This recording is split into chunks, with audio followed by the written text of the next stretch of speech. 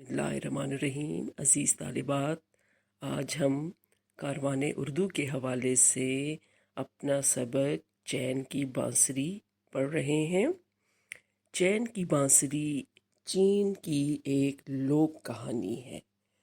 और सबक पढ़ने से पहले मैं आपको बताऊं कि लोक कहानी किसे कहते हैं। लोक कहानी ऐसी कहानी होती है कि जो किसी मुल्क या इलाके के लोगों के ज़रिए आगे से आगे बढ़ती चली जाती है, यानी एक से दूसरे, दूसरे से तीसरे, तीसरे से चौथे शख्स तक, इस तरह से नस्ल दर नस्ल ये कहानी आगे बढ़ती है। और इस लोक कहानी में उस इलाके की मखसूस सकाफ़त भी दिखाई देती है। अब सकाफ़त से क्या मुराद है कि वहाँ के लोग जो हैं अपनी ज़ुबान में वो कहानी बयान करते हैं, उसी तरह के किरदार सामने आते हैं, उन किरदारों का लिबास, उनका रहन सहन, वो सब उस कहानी में नज़र आता है। तो इस तरह से उस इलाके की सकाफ़त भी हमें दिखाई दे जाती है। आज हम अपने पड़ोसी मुल्क चीन की मशहूर लोक कहानी पढ़ते हैं। तो कहानी का आगाज़ करते हैं।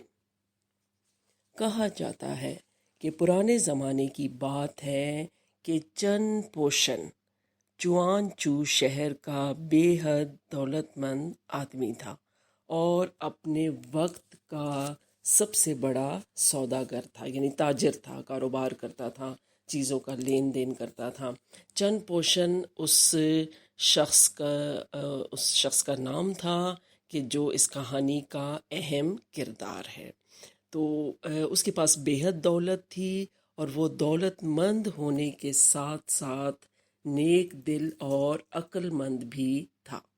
और उसकी ज़िंदगी इतनी मसरूफ़ थी कि खुदा की पनाह। अब ज़ाहिर है कि कारोबार इतना बड़ा था तो उसकी जो ज़िंदगी है वो भी बेहद मसरूफ़ थी। अब उसके पास ना तो सोने का वक्त था और ना ही सुकून से खाने पीने का होश था, और ना ही अपने बीवी बच्चों के साथ गुजारने के लिए फुर्सत के या फरागत के चंद लम्हात थे। फुर्सत फरागत को कहते हैं, यानी उसके पास कोई फारिग वक्त नहीं था कि वो सुकून से खा पी सके या आराम कर सके। वो दिन भर अपने काम में मसरूफ़ रहता और शब भर यानी रात भर भी कारोबार की फ़िक्रें, कारोबार की परेशानियाँ उसे उलझाए रखती, परेशान रखती। उलझाए रखना का मतलब क्या है? परेशान रखना। अब उसकी बीवी जो उसका बेहद ख्याल रखती थी, सोचा करती कि काम के साथ साथ आराम और थोड़ी बहुत तफरीह भी ज़रूरी है। अब देखिए कि हर शख्स, जो भी शख्स 24 घंटे काम करता रहेगा और अगर कोई सुकून का उसे लम्हा मिलेगा भी तो उसमें भी उसे कारोबार की फ़िक्र रहेगी, तो सोचें कि उसकी सेहत किस तरह से बिगड़ेगी। तो उसकी बीवी को उसका ख्याल था कि काम के साथ साथ उसके लिए आराम और थोड़ी बहुत तफरीह ज़रूरी है। तो वो कहती, आप कुछ देर आराम क्यों नहीं करते? काम का क्या है, होता ही रहेगा। तो चंद पोषण जवाब देता, बेगम ये तो बिल्कुल ऐसी बात हुई जैसे कोई आदमी शेर पर सवार आदमी से कहे कि तुम इस दरिंदे की कमर से पल भर के लिए उतर क्यों नहीं जाते। दरिंदा किस जानवर को कहा जाता है? वो जानवर कि जो चीरने फाड़ने में तेज़ हो और जो गोश्त खोर हो। ठीक है, तो दरिंदा यानी ख़तरनाक जानवर। तो शेर, चीता, ये जितने भी भेड़िया वगैरह, ये सब जो हैं वो दरिंदों में शुमार होते हैं। तो अब उसने जो है वो दरिंदा किसको कहा है? काम को, जिम्मेदारियों को।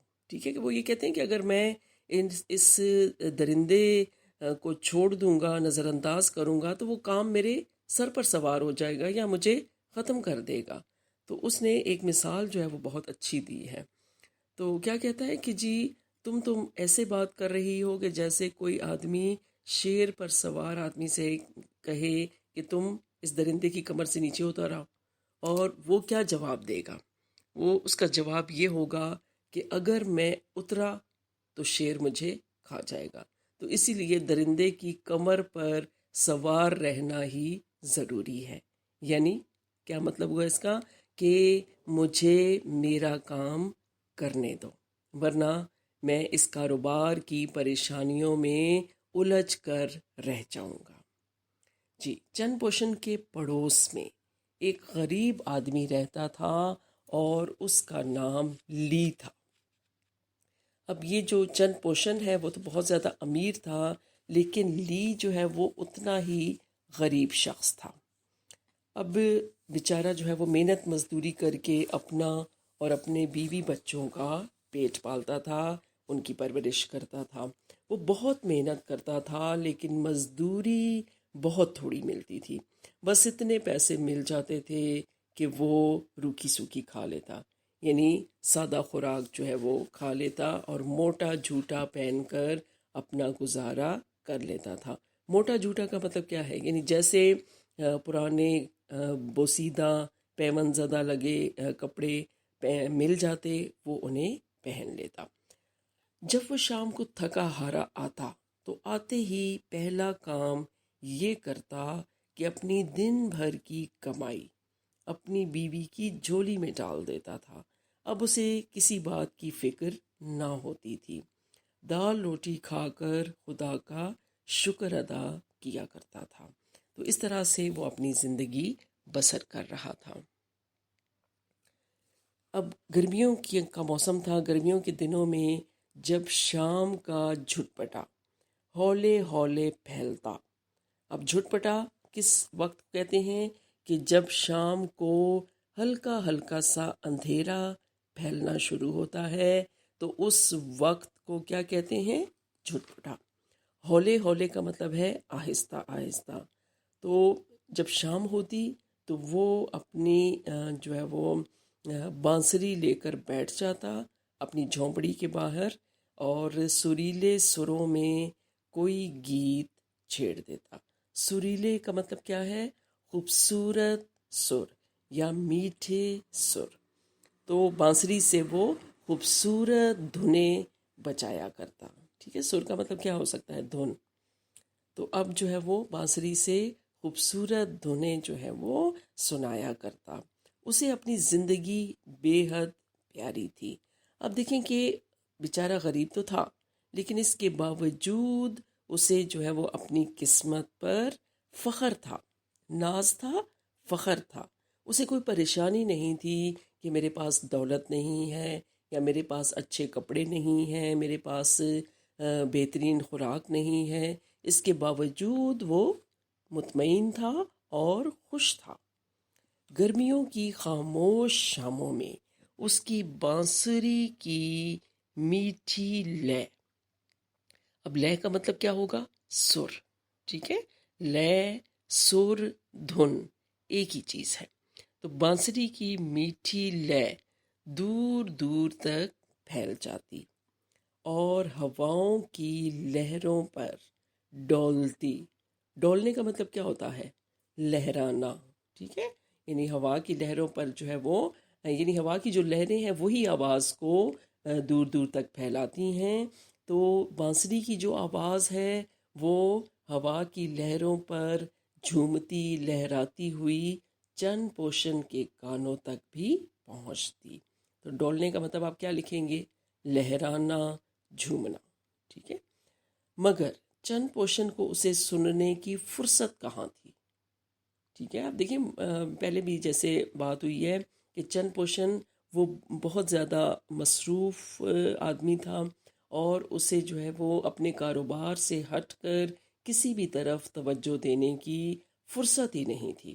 ہاں، بانسری کی دھن چن پوشن کی بیوی کو بہت اچھی لگتی تھی اور وہ دل ہی دل میں کہتی، کتنی حیرت کی بات ہے، غریب لی اپنی غریبی کے باوجود اس قدر خوش ہے، اور میرا شوہر جو اتنا دولت مند اور عقل مند ہے سارا دن کام دھندے میں ہی پھنسا رہتا ہے۔ ٹھیک ہے، پھنسا رہتا ہے یعنی کام دھندے میں ہی مصروف رہتا ہے۔ مجھے کتنی خوشی ہو اگر میرا شوہر بھی اسی طرح آرام سے بیٹھ کر بانسری پر کوئی میٹھی راگنی چھیڑے. ٹھیک ہے. اب میٹھی راگنی کا مطلب کیا ہوگا؟ راگ کو کہتے ہیں. ٹھیک ہے. وہ راگ جو کسی بھی ساز کے ذریعے سے چھیڑا جاتا ہے. تو اس طرح راگنی کا مطلب کیا ہوگا کہ موسیقی کے وہ راگ جو سروں کے الٹ پھیر سے گائے جاتے ہیں. تو آپ آسان الفاظ میں یہ کہہ سکتے ہیں سر یا راگ. ٹھیک ہے. تو اب اس کی بیوی یہ چاہتی تھی کہ میرا شوہر جو دن بھر کام کرتا رہتا ہے لی کی طرح وہ بھی کسی وقت آرام سے بیٹھ کر بانسری پر کوئی میٹھے سر چھیڑے. اب ایک دن اس نے یہی بات چند پوشن سے بھی کہی.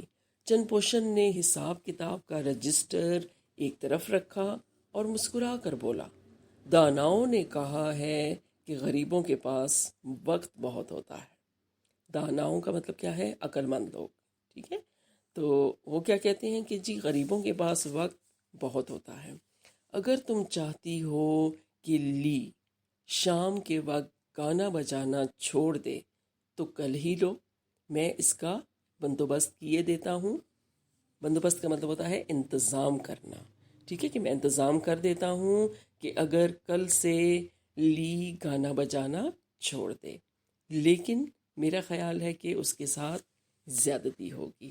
یعنی اب دیکھیں کہ اسے تو بانسری بجانے کا شوق ہے، تو اگر میں اس کا جو ہے وہ کوئی یہ انتظام کرتا ہوں، اس کے لیے کوئی مزید کام کا جو ہے بندوبست کرتا ہوں، تو وہ تو بانسری بجانا چھوڑ دے گا، تو اس کے ساتھ یہ ظلم ہوگا. بیوی نے بے صبری سے پوچھا، کیا کریں گے آپ؟ میں اس کو کچھ روپے دے دوں گا. بیوی نے ہنس کر کہا، لیکن روپے لے کر تو وہ اور زیادہ خوش ہوگا. چند پوشن نے جواب دیا، دیکھیں گے. اگر کل تم نے اسے بانسری بجاتے سنا تو میرا نام بدل دینا. اب دیکھیں کہ چند پوشن کو یہ یقین تھا کہ اگر اسے کچھ پیسے مل گئے، کچھ رقم مل گئی تو وہ بانسری بجانا چھوڑ دے گا. اب دیکھیں کہ اس نے یہ کام تو کیا. اب دوسرے دن صبح سویرے چند پوشن نے لی کو بلانے کے لیے نوکر بھیجا، ملازم کو بھیجا کہ وہ لی کو بلا لائے. تو وہ دوڑا دوڑا آیا. لی کو دیکھ کر چند نے کہا، آؤ لی بھائی، میرا بہت دل چاہتا ہے کہ تم سے ملوں، تمہارا حال پوچھوں، مگر فرصت ہی نہیں ملتی. کہو کیسی گزر رہی ہے؟ لی بیچارہ گھبراہٹ کے مارے کبھی ایک پیر پر کھڑا ہوتا تو کبھی دوسرے پر. کیوں ہو رہا تھا وہ اس طریقے سے؟ کیوں گھبرا رہا تھا؟ کیونکہ چند پوشن کا بھی اپنے شہر میں ایک مقام تھا. وہ ایک دولت مند شخص تھا، اور اس کے مقابلے میں جو لی ہے وہ ایک غریب شخص تھا.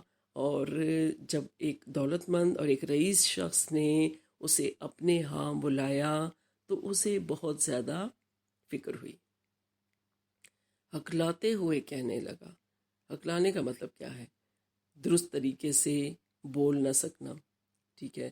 یا الفاظ کو درست طریقے سے ادا نہ کرنے کے قابل ہونا. ہکلانا یعنی رک رک کر بولنا. تو اب جو ہے وہ بیچارہ گھبرا رہا تھا، اور اسی گھبراہٹ میں اس سے صحیح طریقے سے بولا بھی نہیں جا رہا تھا. تو اس نے کیا کہا، جناب آپ تو جانتے ہی ہیں کہ مجھ جیسے غریب مزدور کی زندگی کیسے گزر سکتی ہے. ہمیشہ یہ ہوتا ہے کہ کام بہت سخت اور اجرت بہت کم. ٹھیک ہے. اجرت کا مطلب کیا ہوتا ہے؟ معاوضہ. ٹھیک ہے. تنخواہ کے معنوں میں بھی آپ اس کو لے سکتے ہیں. تو اب جو ہے وہ یہ کہہ رہا ہے کہ حقیقت بتا رہا ہے. ٹھیک ہے. کہ وہ اپنی زندگی کس طریقے سے گزار رہا ہے کہ مزدوری بہت سخت ہے، کام مجھ سے بہت زیادہ لیا جاتا ہے، لیکن اس کے مقابلے میں جو معاوضہ ہے یا تنخواہ ہے وہ بہت کم ہے. لیکن دوسری طرف دیکھا جائے تو میری بیوی بہت سگڑ اور سمجھدار ہے. سگڑ کا مطلب سلیقہ شار، سلیقہ مند، ٹھیک ہے، سلیقے والی ہے اور سمجھدار ہے، عقل مند ہے، شعور رکھتی ہے، تو اس لیے برا بھلا گزارا ہو ہی جاتا ہے۔ اب دیکھیں کہ بیوی کے عقل مند ہونے کی وجہ سے، اس کی سلیقہ شعار ہونے کی وجہ سے ان کی جو زندگی ہے وہ گزر رہی تھی، یا وہ اپنی زندگی کو برا بھلا جیسے بھی گزار رہے تھے، بہرحال جو ہے وہ زندگی ان کی کٹ رہی تھی۔ اب چن پوشن اس کا جواب سن کر مسکرایا اور بولا، ہاں بھائی لی، میں اکثر سوچتا رہتا ہوں کہ تم محنت زیادہ کرتے ہو اور تمہیں اس کا معاوضہ بہت کم ملتا ہے۔ تم میرے پڑوسی ہو اور میں تمہیں خوشحال دیکھنے کے لیے تمہاری کچھ مدد کرنا چاہتا ہوں۔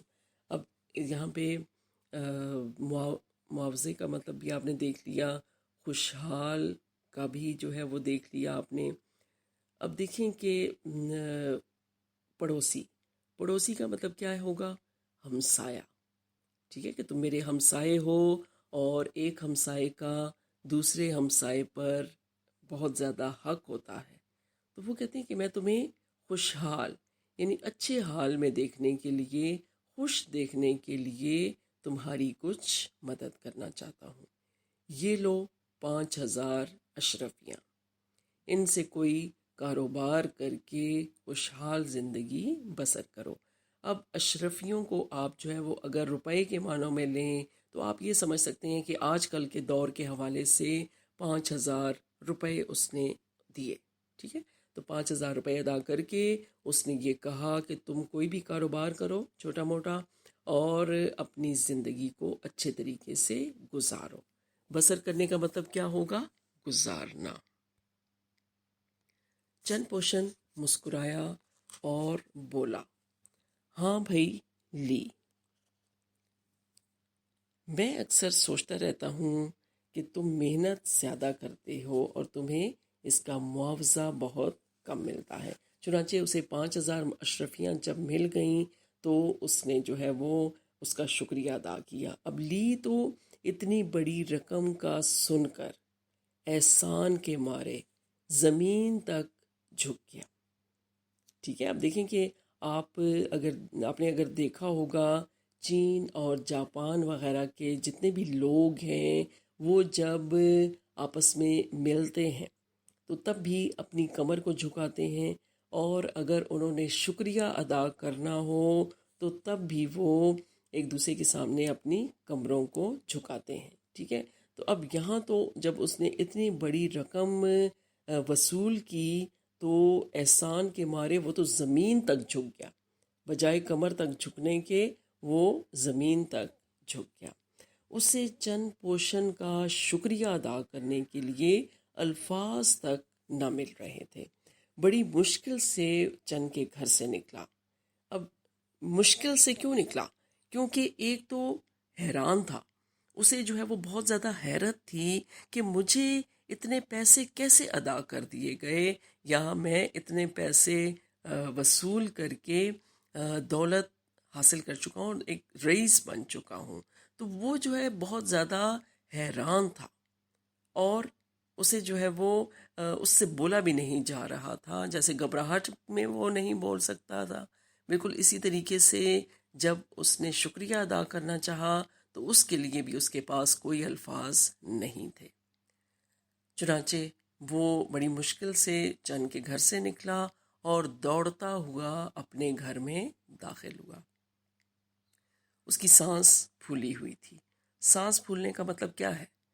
لمبے لمبے سانس لینا، یعنی جیسے آپ دوڑتے ہیں، بہت زیادہ جو ہے وہ کہیں سے دوڑ کر آتے ہیں تو آپ جو ہے وہ لمبے لمبے سانس لیتے ہیں، تیزی سے سانس لیتے ہیں، تو اس کے بارے میں کہا جاتا ہے سانس پھولنا، یعنی تیزی سے سانس لینا۔ خوشی کے مارے اس سے بولا تک نہ جا رہا تھا، بہت زیادہ خوش تھا، ٹھیک ہے۔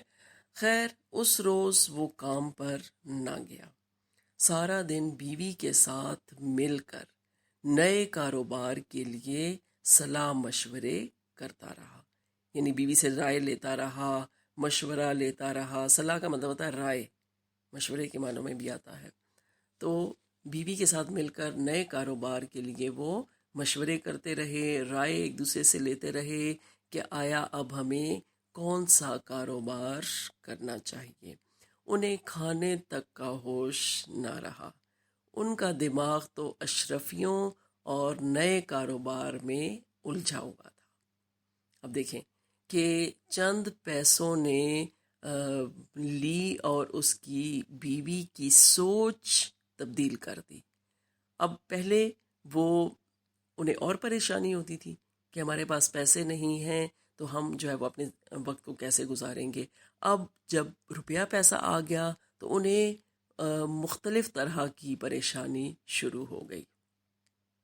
اب ادھر جو چند پوشن کی بیوی تھی وہ کھڑکی کھولے لی کے سریلے نغموں کی منتظر تھی کہ کوئی میٹھا سر، کوئی میٹھا گیت بانسری کے ذریعے سے مجھے سنائی دے. تو وہ انتظار کر رہی تھی، مگر ہولے ہولے شام سیاہ رات میں بدل گئی. آہستہ آہستہ شام رات کی تاریکی میں بدل گئی، مگر نغمہ تو کیا، نغمہ گیت کو کہتے ہیں، ٹھیک ہے، نغمہ تو کیا بانسری کا ایک سر بھی سنائی نہ دیا. یعنی ایک دھن بھی اسے سنائی نہ دی. وہ بھاگی ہوئی اپنے شوہر کے پاس گئی اور اس سے کہا، واقعی آپ ٹھیک کہتے تھے، دولت نے لی کی بانسری کے سر چرا لیے ہیں. اب دیکھیں کہ پہلے لی کے پاس روپیہ پیسہ نہیں تھا، وہ بالکل جو ہے وہ بے فکر تھا اور اسی عالم میں وہ بانسری بجایا کرتا. اب چونکہ اس کے پاس پیسے آ چکے تھے تو اسے ایک نئی فکر لاحق ہو چکی تھی کہ اب اس پیسے کا کیا استعمال ہونا چاہیے یا اس کے ذریعے سے ہمیں کون سا کام کرنا چاہیے. تو واقعی دولت نے لی کی بانسری کے سر چرا لیے اور وہ بانسری بجانا بھول گیا. ادھر نیند لی کی آنکھوں سے کوسوں دور تھی. پہلے جب وہ غریب تھا تو چین کی نیند سویا کرتا تھا، لیکن اب لی سو نہیں پا رہا تھا. نیند جو ہے وہ اس کی آنکھوں سے بہت زیادہ دور تھی، یعنی نیند جو ہے وہ اس سے محروم ہو چکا تھا. اس کی جاگتی آنکھوں میں یا تو مستقبل کے سہانے خواب تھے یا نیند سے بوجھل کا مطلب کیا ہے، نیند سے تھکی ہوئی، ٹھیک ہے، یا نیند سے جب بھاری ہو جاتی ہیں پلکیں تو اس کے بارے میں انہوں نے کہا ہے کہ نیند سے بوجھل پلکوں پر. اب نیند آ بھی رہی ہے لیکن وہ پریشانی کی وجہ سے سو نہیں پا رہا، تو آنکھیں جو ہے وہ بھاری ہو چکی تھیں، پلکیں جو ہیں وہ بھاری تھیں، ٹھیک ہے، بوجھل کا مطلب ہوتا ہے بھاری ہونا. تو نیند سے بوجھل پلکوں پر اشرفیوں کے چوری ہونے کے اندیشے کا مطلب ہوتا ہے خوف، ڈر. اب یہاں پہ آپ سے اگر پوچھا جائے کہ لی کو نیند کیوں نہیں آ رہی تھی یا وہ نیند سے کیوں محروم تھا، تو اس کی دو وجوہات تھیں. یا تو وہ مستقبل کے خوبصورت خواب دیکھ رہا تھا، سہانے کا مطلب ہوتا ہے خوبصورت، یا تو وہ آنے والے وقت کے خوبصورت خواب دیکھ رہا تھا، یا اسے یہ ڈر تھا کہ اشرفیاں یا پیسے جو ہیں وہ چوری ہو سکتے ہیں. چنانچہ وہ رات بھر کروٹیں بدلتا رہا، ادھر سے ادھر، دائیں سے بائیں، بائیں سے دائیں جو ہے وہ کروٹ لیتا رہا اور اس طریقے سے ساری رات گزر گئی. صبح اٹھا تو سیدھا اس جگہ گیا جہاں اشرفیاں رکھی تھیں، یہ تسلی کرنے کے لیے کہ وہ وہاں موجود بھی ہیں یا نہیں. ٹھیک ہے، اب دیکھیں کہ اسے کتنی فکر تھی کہ اشرفیاں کہیں چوری نہ ہو جائیں. اگلے 2 دن اور 2 راتیں دونوں میاں بیوی کی اسی فکر میں، اسی پریشانی میں گزری کہ اس رقم سے کون سا کاروبار شروع کریں. تیسری رات بھی لی جب اپنے بستر پر لیٹا تو اسی طرح بے چین تھا. بے چین کا مطلب کیا ہوتا ہے؟ بے قرار ہونا، پریشان ہونا، چین نہ آنا، سکون نہ ہونا۔ اسی وقت خوش قسمتی کا فرشتہ لی کے پاس آیا اور بولا دولت وبال جاں ہے۔ وبال جاں کا مطلب کیا ہوگا؟ مصیبت، ٹھیک ہے، مصیبت یا عذاب، کہ دولت ایک عذاب کے مترادف ہے، ایک مصیبت ہے۔ اگر تم اس بات کو سمجھ جاؤ تو تمہاری پریشانی دور ہو جائے گی۔ اس کی سمجھ میں یہ بات آ گئی، اس کا ذہن صاف ہو گیا اور وہ اطمینان کی نیند سو گیا۔ ٹھیک ہے، اب دیکھیں کہ اسے جو ہے وہ خوش قسمتی کے فرشتے نے کیا بتایا کہ دولت جو ہے وہ کسی عذاب سے یا کسی مصیبت سے کم نہیں ہے۔ اگر تم اس دولت سے پیچھا چھڑا لو تو تمہاری زندگی آسان ہو جائے گی۔ اب لی کو اس کی بات سمجھ آ گئی اور وہ اطمینان سے سو گیا۔ دوسرے دن صبح سویرے لی چند پوشن کے گھر پہنچا۔ چند پوشن نے چونک کر کہا۔ چونک کر کہا کا مطلب کیا ہوتا ہے؟ حیران ہو کر کہا، ٹھیک ہے، کہ وہ حیران ہو گیا کہ صبح سویرے جو ہے وہ لی کو آخر کون سا کام آن پڑا ہے۔ آؤ لی بھائی، کہو کس کاروبار کا فیصلہ کیا؟ لی نے چہکتے ہوئے کہا۔ چہکنے کا مطلب کیا ہے؟ خوشی سے بولنا، چہکنا، خوشی سے بولنا، جیسے پرندے چہکتے ہیں، ٹھیک ہے، جیسے چڑیاں چہکتی ہیں، تو چہکنے کا مطلب ہوتا ہے خوشی سے بولنا۔ تو اس نے خوشی سے بولتے ہوئے کہا، ہاں میں نے فیصلہ کر لیا ہے، میں آپ کو آپ کی اشرفیاں واپس لوٹانے آیا ہوں۔ ٹھیک ہے، اس نے یہ فیصلہ کر لیا تھا، تبھی تو وہ سکون کی نیند سو گیا تھا۔ اس نے یہ کہا کہ میں آپ کو آپ کی جو پیسے ہیں، اشرفیاں ہیں، وہ واپس کرنے آیا ہوں۔ میں اس مہربانی کے لیے آپ کا شکر گزار ہوں، آپ کا احسان مند ہوں کہ آپ نے مجھے یہ دولت دی یا یہ پیسے دیے۔ یہ کہہ کر اس نے اشرفیوں کی تھیلی چند پوشن کے سامنے رکھی اور تیزی سے باہر نکل گیا۔ عقل مند شخص تھا، ٹھیک ہے، دیکھیں اب اس نے عقل سے کام لیا، اور اس دولت نے جو اس کی نیند حرام کر دی تھی، وہ دن رات پریشانی میں مبتلا رہتا تھا، تو جب پیسہ جو ہے وہ اس نے واپس کر دیا تو وہ سکون سے ہو گیا۔ اس روز لی نے بڑی محنت سے مزدوری کی۔ اس شام پہلے کی طرح پھر اس کی سریلی بانسری کی آواز فضا میں گونجی۔ سریلی، میٹھی، ٹھیک ہے، میٹھی آواز، میٹھے سر جو ہے بانسری سے نکلے۔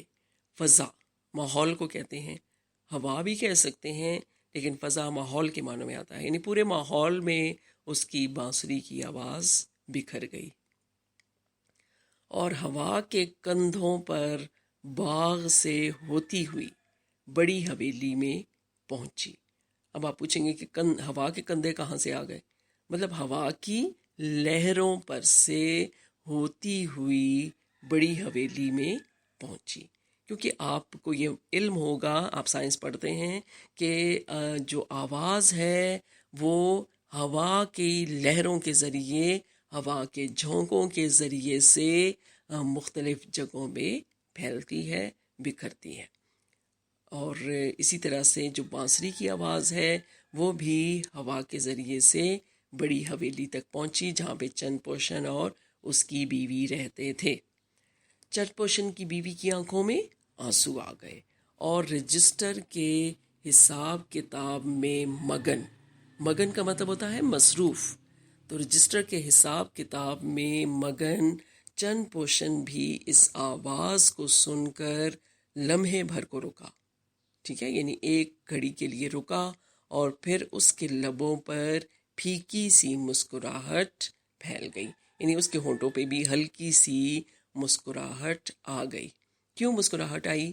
کہ لی ہر قسم کی پریشانی سے آزاد ہو چکا تھا اور اب پھر سے اسے بانسری بجانا یاد تھا، چونکہ وہ مطمئن تھا، خوش تھا، اس لیے چونکہ اس نے دولت کے عذاب سے نجات پا لی تھی اور اب وہ بڑی سکون سے بانسری بجا رہا تھا اور خوش تھا، مطمئن تھا، کیونکہ اس نے دولت کے عذاب سے نجات حاصل کر لی تھی۔